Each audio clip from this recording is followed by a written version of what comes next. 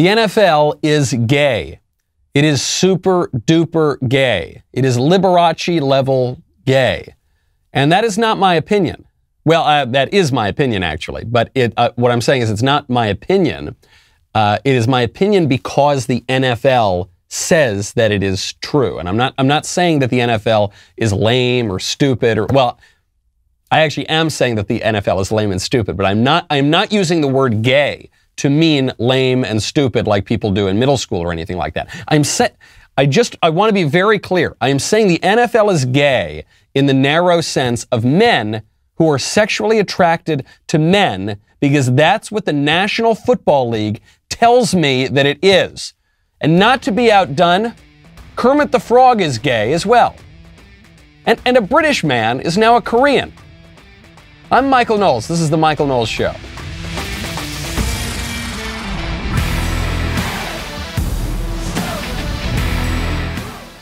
Two days left in Pride Month. I don't know that I can keep up. I don't know what is Kermit, the NFL, the Brits becoming Koreans. My favorite comment yesterday from the Enforcer, who says, "I'm so glad that my kids are back in school. They were falling behind in their Afro-Indigenous, non-binary, transsexual studies." Yes, well, no, that's a big fear. It's a big fear because you get about 3 years of that discipline in school now. This actually is a very good point that you're making, which is many conservatives pointed out it's cruel to keep kids out of school and away from their friends and sports. And it's true that it's bad to keep kids away from their friends and their sports and everything. But keeping them out of those schools actually may be a benefit to them. That might be the silver lining in the storm cloud of the coronavirus lockdowns. Always trying to look for a silver lining. Well, you know what? Even in our crazy, chaotic world, here's one silver lining. You can know who's on your doorstep with Ring. There are 1,000 reasons why you want to protect your home. For me, there's one reason in particular. Cute little June, my 5-month-old baby. He's so cute. I want to make sure that no one comes to do him harm. Maybe that's a burglar. Maybe not just do him harm. Maybe there's a delivery guy. Okay, then I'll open the door. Maybe it's my in-laws. I don't know. And that they love him. They want to see him, but it might be, I just want to know who's outside the door. Okay, is that so much to ask? I can do that with Ring. I can see and speak to whoever is on my doorstep. I can keep an eye on every corner of my home with Ring. So simple. So affordable, makes a great housewarming gift, especially because it's not very expensive. You can see and speak whether you are in your home, at your office, or on the other side of the world, all from a simple app. Go do it. You'll feel like you're in the Jetsons. Start protecting your home today with Ring Alarm. Go to ring.com/Knowles, Knowles. Get your Ring Alarm security kit today. You can build a system that's right for your home and have it up and running in minutes. Ring.com/Knowles, Knowles. That is ring.com/Knowles. I've said it for years. That football is gay. And I know that seems ambiguous because I could be referring to soccer.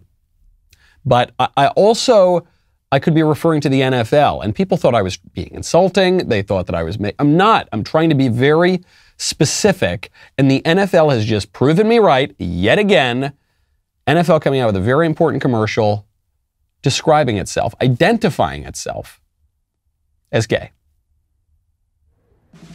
Football is gay, they write. Football is lesbian. Football is beautiful. Football is queer, exciting, transgender, power, bisexual, strong, freedom, American, accepting, everything. Football is everything, and football is for everyone, the NFL. And then at the end here it says, NFL proudly supports Trevor Project.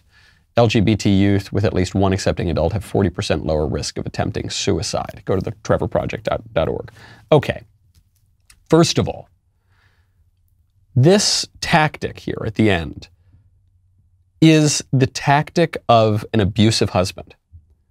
Because what they're saying is, if you do not get on board with Pride Month and you do not say that football is gay and everything is gay and football is everything, if you do not get on board with that, then you are killing gay people. That's the implication. They're saying that if you do not get totally on board with Pride Month, then you are impelling people to kill themselves, Nobody that I have ever met is suggesting that we should be cruel to people who, especially to young people who have unusual sexual desires, that we should ostracize them, that we should be, vicious and mean. Nobody is saying that. But what this commercial is saying at the very end here, it's almost like a side point.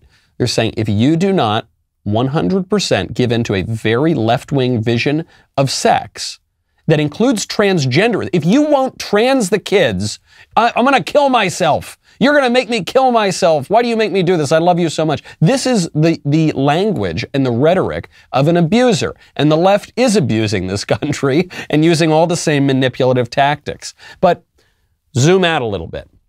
Football is gay, lesbian, proud, strong, bisexual, transgender. The list goes on and on and on. Football is everything. Football is not everything. Football cannot be everything. Nothing can be everything. Football, for instance, is not baseball. Football is not an omelet. Football is not the number 15. And this error that the left is making is to erase all distinctions between everything. You see this obviously in the case of transgenderism, the distinction between man and woman. You see this obviously in the case of the redefinition of marriage, the distinction between marriage and not marriage. You see this obviously in the case of, local, state, and federal government. That's all blurring together. You see this obviously in the case of the various institutions of our government, the various branches of power, even the institutions outside of our government, all kind of blurring together. The line between big tech and the universities and the government, all a little blurry. The left is blurring all these sorts of distinctions, and they do it with their language, which, by the way, relates to my book, Speechless, which is now available for order. It's doing very well in the orders. Thank you very much for helping me stick a finger at the eye of the left-wing bestseller lists. It would be really fun if we could manage to do that. We'll see what happens. This is what they want to do. They want to blur the distinction between all of these things. But words, this is why the left focuses on language so much. Words discriminate. That is what they do. The very purpose of words is to distinguish one thing from another. But the NFL says, no, everything is everything. There's no distinction between anything. They're doing it with critical race theory. They're retreating into this position of nominalism. They're saying, what is critical race theory? It's nothing. What does that word even mean? Words don't mean anything. It's all kind of the same, man. Come on, have a puff. That is the error here. This is so far beyond the issue of gay, lesbian, transgender. It's about everything. But not to be outdone, Kermit the Frog does not want to be left behind in the woke cloud of dust by the NFL. So Kermit the Frog also doing his part to promote Pride Month. I am so sorry to interrupt. Hi, Kermit. What's up? Wow. You see, I have a bit of a style question, and you have such impeccable style. I thought I'd come to you. You're asking me? Wow. Well, you certainly know how to flatter a girl. You see, I can't decide what to wear for my big number. I thought maybe you could help me. Oh, I'd love to, Kerm. Oh, good. But why don't you just ask Miss Piggy? Well, I did, but I am not too crazy about her choices. Take a look at this. There's this one. Whoa! Wiki, what is that? Okay, for those who were only listening and not seeing that, you're very lucky. Congratulations. Maybe I'll just start listening to this show myself. There was a giant drag queen with big purple hair wearing a dress, and it's just very, very creepy to have this on children's programming. But of course the left has to have this on children's programming. Of course the trans issue has to go to the kids. There are three positions on this, I think. There is the left-wing position, which is trans everybody, including the kids. Then there is the kind of squishy liberal position, center-right, center-left, which is, well, if adults want to mutilate their bodies, they should absolutely be allowed to do that, but we shouldn't trans the kids. And then there's the conservative position, which is that this is wrong. Men are not women. There is such a thing as truth. There is such a thing as goodness, and we should prefer those things to falsehood and not goodness. And so no one should be allowed to mutilate perfectly healthy body parts because of a delusion that they have. And people are unwilling sometimes on the squishy right to say that sort of thing. But the problem with the squishy position here, the adults can do it, but the kids can't, is that either a man can become a woman or he can't.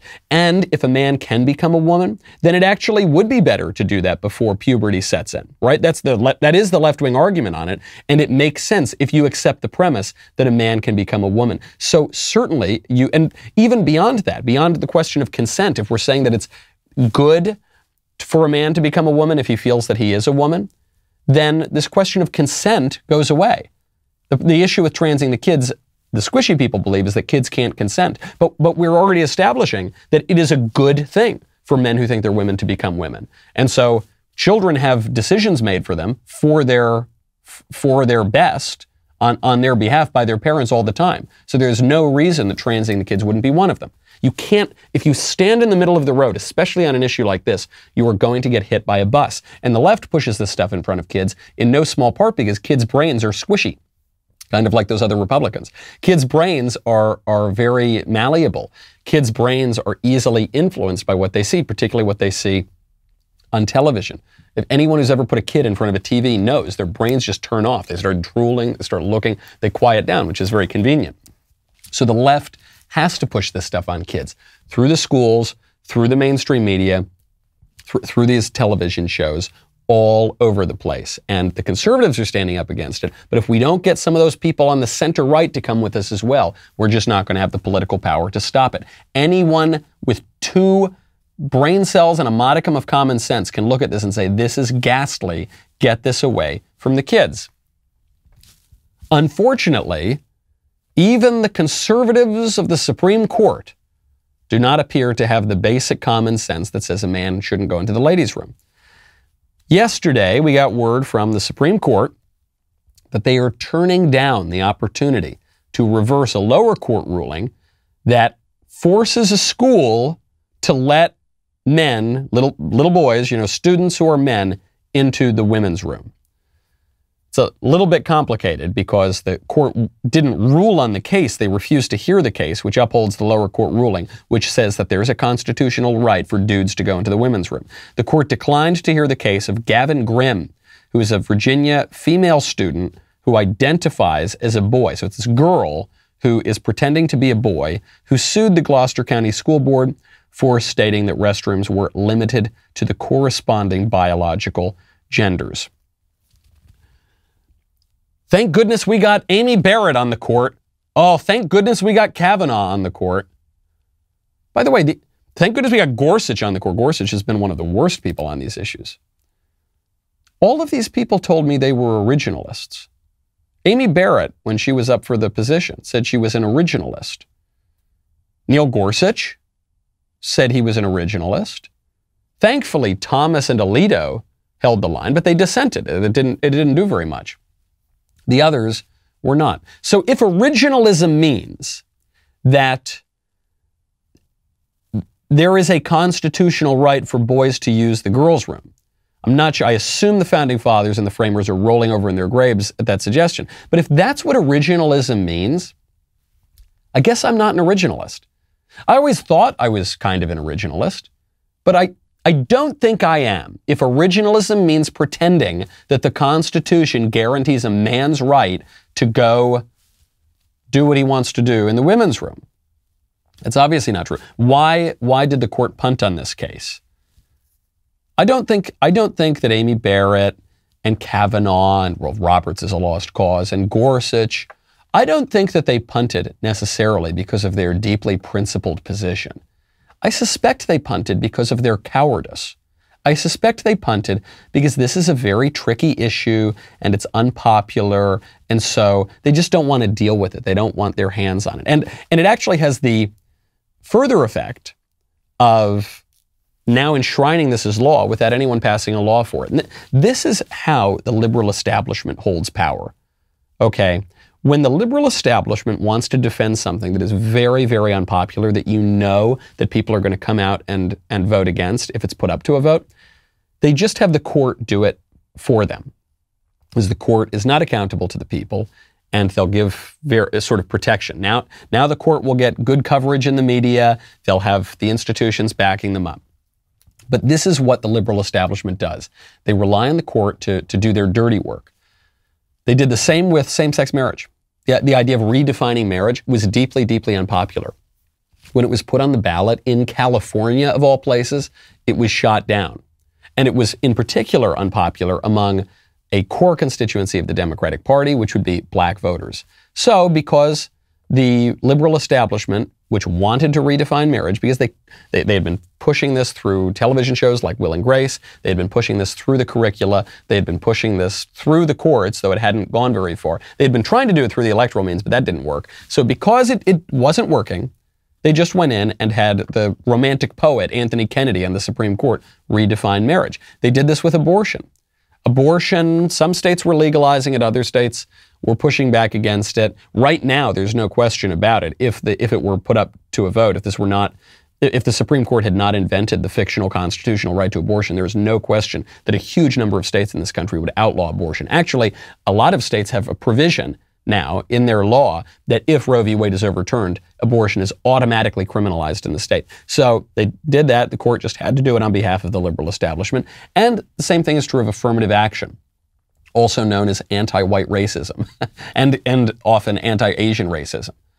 That policy is very unpopular, that people would vote against that. I suspect people of all races would vote against that.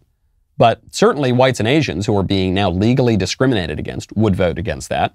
And so the court has to defend it. They keep defending it. And very often, like Sandra Day O'Connor when she was on the court, they will even admit this is obviously unconstitutional. This is obviously wrong. But to rectify past wrongs, we're just going to have this policy for a little bit longer. It's just a temporary policy. And so they'll argue for that, and then the temporary policy never goes away. Very unpopular stuff. Now, sometimes what the liberal establishment is pushing is so deeply unpopular that they have to reverse course. And when they reverse course, they just blame Republicans for the policy in the first place. Nowhere is this clearer than on defund the police. The Democrats, leading elected Democrats, have been calling now for a year, at least, to defund the police. And when squishier Democrats have tried to pull back from that a little bit, you'll have AOC and the others come out and say, no, defund the police means defund the police. It means taking away their money and abolishing the police departments. So this policy doesn't play very well in Peoria. Turns out that when you've got crime spikes around the country, first of all, when left-wing terrorists burn your country down for a year, and then there are crime spikes afterward, 50% up in shooting and murders in Chicago, for instance, then all of a sudden, the Democrats say, gosh, this isn't looking very good. So Jen Psaki, White House spokesman, I kid you not, just blamed Republicans for defunding the police. Well, the president did mention that the American Rescue Plan, the state and local funding, something that was supported by the president, a lot of Democrats who supported and voted for the bill, could help ensure local cops were kept on the beat in communities across the country. As you know, didn't receive a single Republican vote. That funding has been used to keep cops on the beat. But at the time, that was sold as these local police departments might have a pandemic-related budget shortfall, not we need to keep cops on the beat because there's a crime wave. I think that any local department would argue that keeping cops on the beat to keep communities safe when they had to, because of budget shortfalls, fire police is something that helped them address crime in their local communities. For those in the local communities, the White House's argument was the American Rescue Plan is going to be $1,400 checks. It's going to be vaccines, vaccinators. It's going to put us on the path to beating the virus. It did those things as well. It was a pretty good bill and piece of legislation. It was really good. And if you don't vote for this one particular funding bill where we just give a bunch of money from the federal government to these local governments, aren't you kind of defunding the police? No, we're not. You guys voted explicitly to defund the police, and we opposed you when you did that. And now you're just pretending that if we don't give some more stimulus cheese to the local governments, that we're defunding the police. No, the policies were made by these Democrats. Now you're pretending any funding for state, well, it could have been used to defund the police. Yeah, okay. I don't think so. They can't run away forever from the conclusions of their crazy policies. My favorite example, it's not my favorite, it's actually a very sad example, but it's the clearest one in a long time. It's a British-born influencer. He's a social media guy who just went viral after completing his 18th plastic surgery to look like a member of the Korean pop band BTS. This man now, his name is Ali London. He also uses plural pronouns. That's like the 17th strangest thing about this story. He now identifies as Korean, and he shared his new self-identity journey on social media. I identify as Korean. That's just my culture. That's my home country. That's exactly how I look now. And I also identify as Jimin. That's my Korean name. But not only that, I know it's a little bit confusing for some people. Nobody's ever come out as Jimin or Korean. But this is something that you guys know if you've followed my journey for the last 8 years. I've really struggled with identity issues. He's really struggled with identity issues, and now he's Korean. Some people are saying he's just doing this for attention. Well, I guess he does everything for attention because he's a social media influencer. But he's clearly got something going on here in his head. He's had 18 surgeries to do this. And people are really upset on the left about this, and people are really befuddled on the right about this. But the fact is, this British dude identifying as Korean makes much more sense than transgenderism. It is much more believable that a white guy can become a Korean guy than that any kind of guy can become any kind of woman. Because race is much less important to identity than sex. The fundamental distinction among people is sex. The sexes are complementary. They together form the fundamental political unit, the family. They got different body parts, do different things, and together they make babies. The races have differences, there's no question, much less distinct, much less important. And the left is very upset about this because they've identified racism as the worst possible sin. They've kind of redefined all sin as just racism. And especially if a white person does anything to appropriate a culture of another, right? If a white person enjoys the culture of other people, that's called appropriation. If a white person doesn't care about the culture of other people, that's called erasure. So the white guy can't do anything right. Anything he does with regard to race or culture is considered wrong and evil and bigoted. But this makes much more sense. Now, of course, the guy is not really Korean. And of course, the man who thinks he's a woman is not really a woman.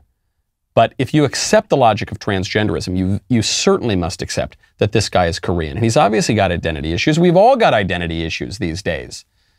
This is, I think, because of the deeply religious confusion of our society and the question of what human nature really is. But that question of who are we is now being accelerated by the courts, by the establishment, which is buying into these delusions. You know, there's one guy in the court who's standing firm. That would be Clarence Thomas. And there's a great movie about Clarence Thomas called Created Equal, you know. Unfortunately, Amazon does not want you to hear the story of Clarence Thomas. Created Equal was up there on Amazon, and then Amazon just took it off during Black History Month, of all things. So Daily Wire decided, you know, we think people should be able to see this movie. So we've got it streaming right now at dailywire.com/subscribe. Head on over, get 20% off your new membership with code JUSTICE. And while you're at it, you can go order my book, Speechless, Controlling Words, Controlling Minds, available everywhere right now. You can get it at your local bookstore, at Barnes & Noble, at Amazon. I think you can still get a signed first edition at Premier Collectibles, though they did sell out of the first run. So if you order it now, I think you will still get it. But you got to order it now. Also, you can get the Kindle edition if you want to read it right away. Maybe get multiple editions. Get the Audible. Get all of them. Head on over to go get Speechless today. We'll be right back with a lot more.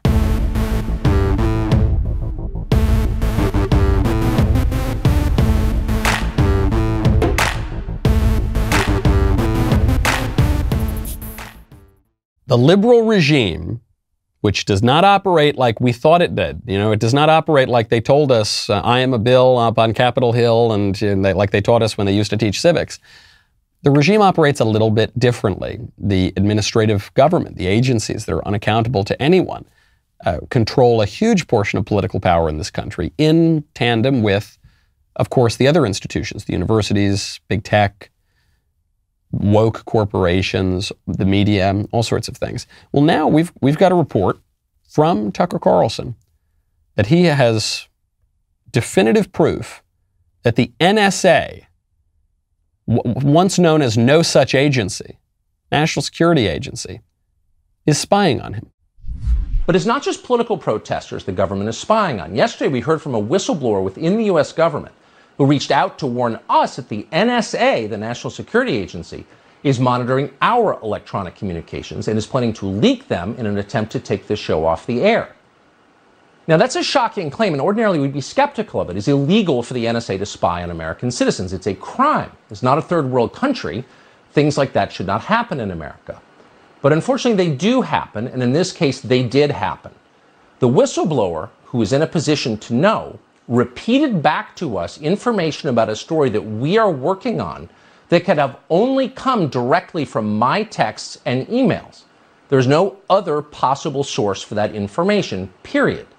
The NSA captured that information without our knowledge and did it for political reasons. The Biden administration is spying on us. We have confirmed that. I have no reason not to believe Tucker here. A lot of people are skeptical of Tucker's claim. Why would you be? First of all, he's a pretty straight shooter.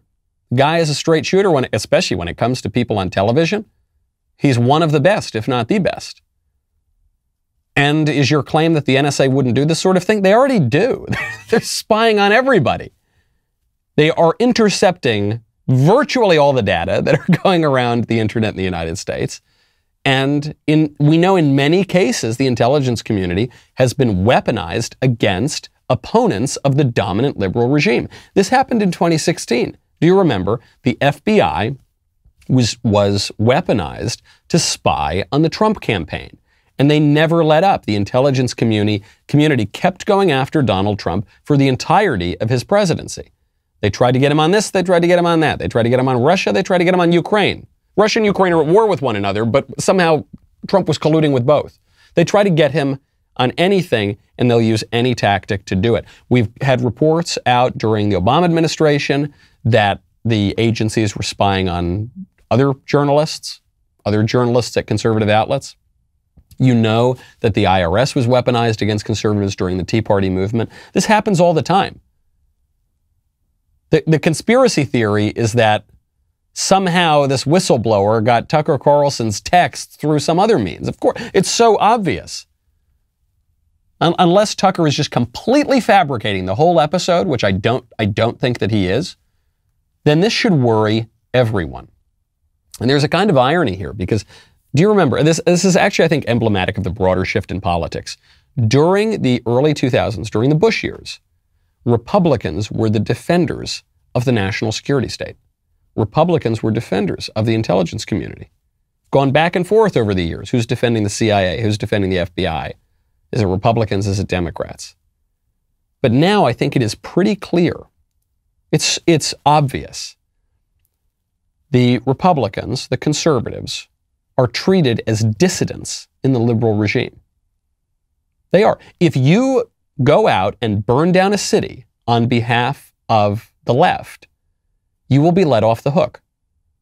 In Manhattan and in the Bronx, the majority of BLM rioters and looters had their charges dismissed. And then most of the rest of them had their charges pled down to offenses like trespassing, which don't carry any jail time. Meanwhile, if you put on a horn helmet and go dance around on Nancy Pelosi's desk and maybe take her lectern, you will rot in prison for years. You will be hunted down by the feds. You will be dragged in front of very serious prosecutors, people who prosecute terrorism, and you will rot in prison.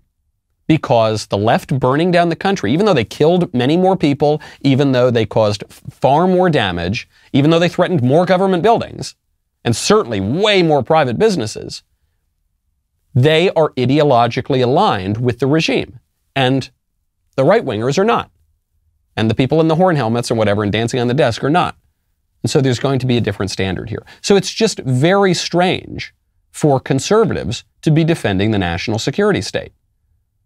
Unless, as we've said for a long time, they're not really conservatives. They're kind of court jesters in the kingdom of liberalism. Their job is to give the appearance of opposition to the liberal establishment, but really ultimately to lose. When push comes to shove, their job is to lose with dignity. They don't have any dignity when they do it, but that's their job. I think that's what we're seeing. So much of the jockeying right now on the right. What is the right? What is conservatism? What is our view on immigration? What is our view on trade? What is our view on manufacturing? What is our view on the country? What is our view on anything, basically? So much of that jockeying is between people who want to play along with the establishment and lose, but be, basically taken care of, and people who want to push back and who want to win. I thought there was a little hope yesterday. For about, I don't know, 4 or 5 hours, there was some hope yesterday that maybe some left-wingers are going to face some consequences from some of the dominant institutions. Because YouTube banned an organization called Right Wing Watch. Right Wing Watch is a leftist operative group that exists to get me fired and Ben fired and basically everybody on the right. And it's kind of like Media Matters. They go out, they watch a lot of conservative shows, then they post clips and they try to get us all fired. So YouTube banned their channel. And I thought, that's pretty good. That's pretty good stuff. And it raised this other point, which is the thesis of my book, which is that some people on the left were criticizing the Republicans who were happy about this. They said, well, hold on, you're for cancel culture when you're canceling your enemies and your opponents, but you're against cancel culture when they're canceling you. Yes, that's right. You got it. You nailed it. I'm glad you finally heard me. You must have read my book. Yes, I strongly, strongly support canceling certain people and ideas. I, like William F. Buckley Jr., like virtually every conservative in the country until about 5 minutes ago, strongly support standards and taboos and ostracizing certain people and ideas. Because I do think we should, by definition, a society has to agree on some things. Bill Buckley launched the conservative movement on that idea with God and Man at Yale, and after that with a book defending Joe McCarthy, for goodness sakes. Yes, that's a good thing. But I knew. I looked at that, I said, they banned Right Wing Watch? It's not going to last. It's just not going to last. It must have been an accident, and it was. The reason they banned Right Wing Watch is because Right Wing Watch posts videos of conservatives. So YouTube has already reinstated their channel, and YouTube basically said, I'm so sorry, our algorithm caught a bunch of right-wingers doing things, so we tried to ban all of them. But we didn't know. If we had known that you were posting them ironically to try to get those people fired, obviously we would have left the channel up. If only. Now, there are plenty of radical leftists on YouTube who say many heinous, vile, terrible things. And they, generally speaking, don't have their channels taken down. But if a conservative goes on and says anything from the vile and the heinous and the kooky to just perfectly ordinary mainstream things, they will very often face consequences. And speaking of the viral videos of the libs, there's a video, I wish I didn't have to play this. This video was going around TikTok.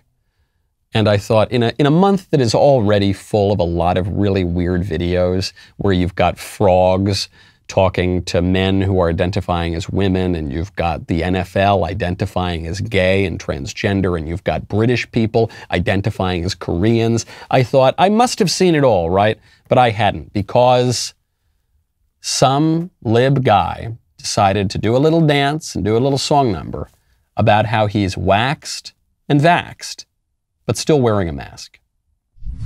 I'm waxed, wearing slacks, going on TikTok, dropping facts. The CDC says, hey, relax, but when I go, I'm still rock the mask. 'Cause I don't wanna be mistaken for a Trump supporter. That second dose hit like with body aches and a fever of 102. But I would do it all over again just to chill with my friends. It goes on. You know, you got to give the guy credit. It's actually kind of a catchy tune compared to a lot of these. But I actually, as cringe-inducing as the video is, I appreciate the honesty. Because what this guy's admitting is that the mask is not, it's what I've been saying from the very beginning. The mask is not primarily a scientific or medical tool. It is primarily a political symbol. He's saying he's waxed, vaxxed, wearing slacks, and when he goes outside, he still wears a mask because he doesn't want to be confused with a Trump supporter. He's saying the CDC tells me that I don't need the mask doesn't do anything, but I'm not wearing the mask because it does anything. I suspect a great many people were not wearing the mask because it actually did anything. They're wearing the mask because it's a political symbol to show you that you are a good person. You know, recently, some stores have not been able to keep it up. People are just going to take the masks off. So they put up signs that say that if you are vaccinated, then you do not need to wear a mask. So when you go into stores now, you'll see some people are wearing masks, some people are not. And the irony, of course, is that every single person who is not wearing a mask is unvaccinated. And every single person, without much exaggeration, every single person who is wearing a mask is vaccinated. And this is, I've overheard people saying this. I know many people who go into the stores. This is a political distinction because the neurotics who really were afraid of the Wu flu from the very beginning are, of course, going to continue wearing masks, either because of their fear of the virus itself, their completely irrational fear, or their phobia, you might say, to use a popular word, or because they don't want to be associated with those terrible Trump supporters who weren't wearing masks from the very beginning. So, okay, I'm glad we all agree that it's primarily a symbol. Liberalism is very, very effective. The liberal establishment is very, very effective. The one thing, though, is that it's not stable.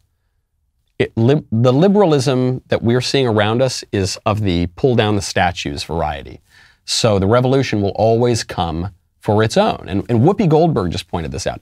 I'm not saying she actually just pointed this out. I'm saying there's a video going around now, sort of surfaced, of Whoopi Goldberg discussing this problem of young liberals who are just not happy with Biden. They're saying he's not going far enough. And Whoopi says, hey, wait a second.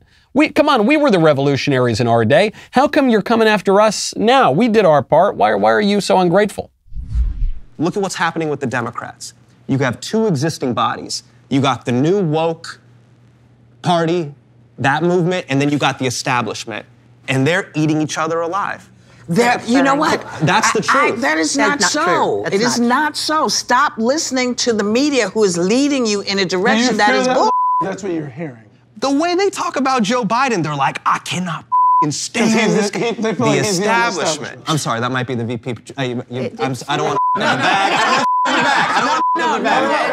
But here's the thing that you're missing. We've been doing all that work. That all these 5-year-olds say, well, y'all haven't been doing that bullshit. What do you think? How do you think apartheid changed? We did that. That's what Joe Biden did.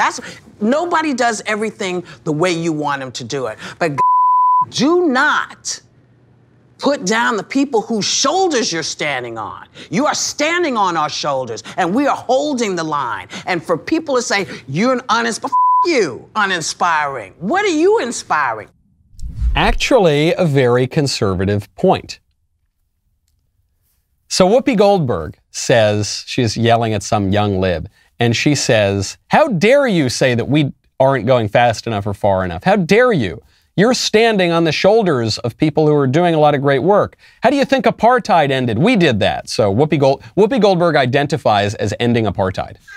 Okay, a British guy identifies as a Korean, men identify as women, and Whoopi Goldberg identifies as ending apartheid. Fine, whatever. The point she's making is a very conservative one. It's one that I make quite a lot when I defend Christopher Columbus, for example, or George Washington against ridiculous attacks. I say, how dare you people? You're standing on the shoulders of giants, these great men who gave you your country, and you think that you're flying. You spit on them. And that is what the left is doing. And Whoopi says, how dare you do that to us? Well, the problem, of course, is conservatives, you would hope, would not do that sort of thing. Conservatives have a reverence for the past. They have gratitude. They have humility. They feel a sense of obligation. And they feel quite at home in the democracy of the dead, the idea that the past has something to say. people who have gone before us actually have something to contribute to the present day. And we have something that we need to bequeath on to future generations, and they ought to be grateful to us. Right? We have this sense of continuity. But the left, by definition, doesn't have that. The left is always trying to revolutionize. It's never good enough, because we're never really living in utopia. So in order to push forward the revolution, the past has always got to be evil and oppressive and enslaving. The present always has to be a crisis, and the future always has to be utopia. And now those chickens are coming home to roost, Whoopi. That's a problem. It's the one glimmer of hope that I do have, that the liberal regime, no matter how much it's spying on Tucker or going after Trump or going after conservatives, the one thing that does give me hope here is it is unstable. It's just intrinsically unstable, unlike conservatism. And so there are going to be opportunities every now and again to go in there and give a little sucker punch to the system and try to shape it a little bit more in the direction that you would like. You're seeing this now with Trump. From the moment he left office, the left has been trying to throw this guy in prison. Lock him up, that sort of thing. And they took it very serious. I mean, there was never really a strong move to throw Hillary in prison. Trump had that good line at the debate where she said, "I don't want to live in an America where Trump is president." He said, "Yeah, because you'd be in jail." And everyone applauded and hooped and hollered, but no one ever took it seriously. There was never any actual movement to throw the Clintons in prison. Namely, because they know their way around the place pretty well. You know, they go in and out. Jeffrey's in there. They go in, take care of him. John McAfee. No, I'm kidding. I'm kidding. Am I kidding? I'm kidding. Hillary, please. We're family. Don't come after me. So there was never really a strong movement to throw Hillary in prison. There was a serious movement to throw Trump in prison. I mean, there really, the Southern District of New York, various other places were looking into charging Trump with crimes. And the Manhattan DA, Cy Vance, just came out and said he does not currently plan to charge the Trump Organization with crimes related to allegations of hush money payments and real estate value manipulations, according to a personal lawyer for Donald Trump. Now, just to begin, I don't think we should throw ex-presidents in prison. Even if they commit crimes, by the way, I still don't think we should throw them in prison. Absent very, very specific circumstances. I think that's Banana Republic kind of stuff. Increasingly, we're living in a Banana Republic, so that's too bad. We're living in a Banana Republic where the federal agencies spy on journalists and where we can't even agree that men are not women and Brits are not Koreans. But I'd like to stave that off as far as we possibly can. Want to maintain a somewhat civilized system of politics. Trump blasted the Manhattan DA. He said, quote, "Radical left New York City and state prosecutors who have let murderers, rapists, drug dealers, and all other forms of crime skyrocket to record levels, and who have just announced that they will be releasing hundreds of people involved in violent crime back onto the streets without retribution of any kind, are rude, nasty, and totally biased in the way they're treating lawyers, representatives, some of the wonderful long-term employees and people within the Trump Organization. After hundreds of subpoenas, over 3 million pages of documents, 4 years of searching, dozens and dozens of interviews, and millions of dollars of taxpayer funds wasted, they continue to be in search of a crime and will do anything to frighten people into making up the stories or lies that they want. They've been totally unable to get it. In an unprecedented move, they retained an outside never-Trumper lawyer from a Trump-hating law firm to work on the case. It's a continuation of the greatest witch hunt of all time." This is true. No matter what you think of Trump, there was a witch hunt. They really did go after him, and they continue to go after him, and they continue to go after his supporters, and they continue to go after people in the media who in any way support the sort of thing that he supports. This is really, really bad stuff. They say that you can indict a ham sandwich, right? And this is especially true when there are many, many, many complicated regulations and laws that one could be violating at any given time. And so this is one of the arguments for limiting the scope of the government so that they don't have ways to entrap people, for people to commit crimes, sometimes even accidentally. And this is why there needs to be even enforcement. But right now, there's not even enforcement. If you loot on behalf of BLM, you get off the hook. And if you steal Nancy Pelosi's lectern, you go to prison for decades. Absolutely outrageous. Speaking of bogus crimes, right now, Justin Trudeau, the Prime Minister of Canada, looks a lot like Fidel Castro. It's kind of weird. Justin Trudeau demanded that Pope Francis fly to Canada to apologize on Canadian soil because they discovered some graves at an old Catholic children's school, and they were graves of of indigenous Canadians. Now, the story is so convoluted, it's so strange. There was a school for Indian children, and there were some graves, and some of them were not marked, but they sort of had been marked for a while, but then I guess they lost some of the markers. And anyway, Justin Trudeau is demanding that the Pope apologize. This, by the way, as Catholic churches are being burned to the ground. Two more Catholic churches on Indigenous land in British Columbia's interior burned to the ground on early Saturday morning. So there's this big struggle against the Catholic Church in Canada, huge suppression of Christians in Canada. I mean, we've played some of the videos on this show. A real fear here that Christians are going to have to go underground in Canada like it was communist China or something. The Pope, not that I'm telling the Pope what to do, not that he's asked my opinion, but he absolutely should not apologize. This is not about a serious apology. This is not about grace. This is about a huge political attack on the church, which is what I think all of this ultimately comes down to. I think all of these moves that we are seeing in the culture, in our schools, in our politics, ultimately, because all human conflict is theological, it is an attack on truth. And it's not just political truth or cultural truth, it's all the way down to religious truth, which is why the church always seems to bear the brunt of this from the French Revolution up until the present. Everything, all aiming at that. So are we going to stand for anything? Or are we just going to go along with it? I think I think the options are really that stark. Stand for something, stand for objective truth, or Brits are Koreans and football's gay and Kermit's a drag queen. and every one of us is up to the whims of the liberal regime, whether we're Tucker Carlson or Donald Trump or just a regular old conservative. I'm Michael Knowles. This is The Michael Knowles Show. I'll see you tomorrow.